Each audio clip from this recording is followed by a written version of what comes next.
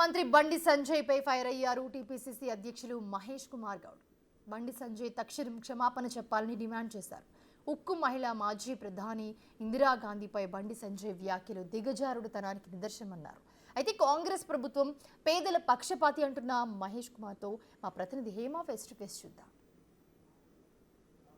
ఒకవైపు రేపు అంగరంగ వైభవంగా రేషన్ కార్డులే కానివ్వండి, ఇందిరమ్మ ఇల్లే కానివ్వండి, రైతు భరోసా అన్నీ కూడా ఇస్తాము అంటూ చాలా ప్రెస్టీజియస్గా కాంగ్రెస్ ప్రభుత్వం చెప్తుంది. కానీ రేషన్ కార్డు మీద, ఇందిరమ్మ ఇళ్ళ మీద మోడీ ఫోటో ఉండాలంటూ బండి సంజయ్ కామెంట్ చేస్తున్నారు. దీనిపైన మనతో పాటు మాట్లాడడానికి టీపీసీసీ చీఫ్ మహేష్ కుమార్ గౌడ్ ఉన్నారు.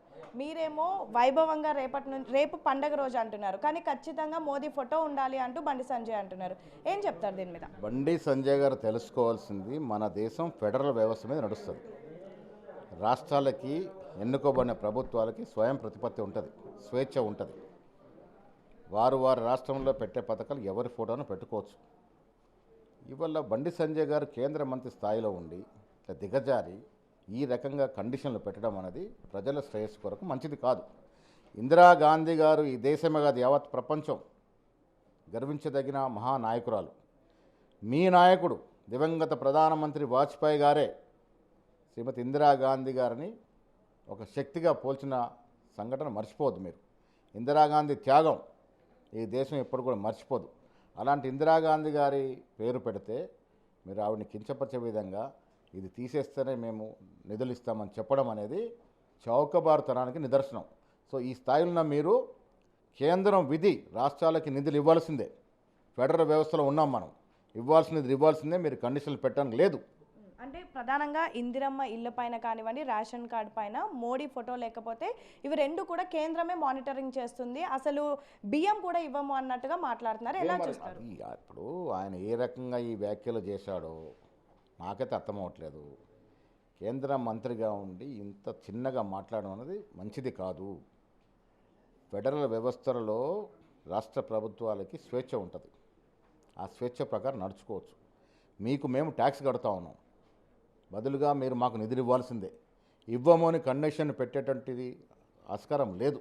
ఇది కొత్త వరుడికి ఆయన తెరదించే ప్రయత్నం చేస్తూ ఉన్నాడు. ఇది ప్రజాస్వామ్యంలో మంచి పద్ధతి కాదు. కిషన్ రెడ్డి మాటలు పక్కన పెడితే రేపు మీ ప్రభుత్వం ఏం చేయబోతోంది? ప్రజలకు యథావిధిగా కార్యక్రమాలు సాగుతాయి. పోరాడి నిధులు తెచ్చుకుంటాము. ఇది ప్రజాస్వామ్యము, ఇది ఫెడరల్ వ్యవస్థ. డెఫినెట్గా కేంద్రం మీద పోరాడి మాకు రావాల్సిన నిధులు తెచ్చుకుంటాం. చివరిగా రేపు పండగ రోజు అన్నారు, రేపు మీరు అందించేటటువంటి 4 పథకాలు ఏమేమి ఉన్నాయి?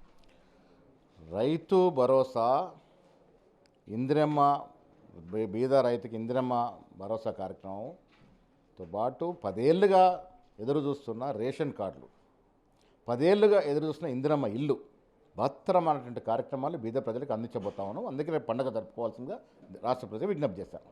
సో మొత్తానికి రేపు 26 జనవరి గణతంత్ర దినోత్సవం రోజు తెలంగాణ ప్రజలందరూ అయితే పండుగ జరుపుకునేటటువంటి రోజు. 4 పథకాలు, రేషన్ కార్డు అంటే 10 ఏళ్ల నుంచి ఇవ్వనటువంటి రేషన్ కార్డు కానివ్వండి, ఇందిరమ్మ ఇల్లు కానివ్వండి, రైతు భరోసా కానివ్వండి, ఇలా 4 పథకాలు కూడా రేపు తెలంగాణ ప్రజలకు అందజేయబోతున్నాము.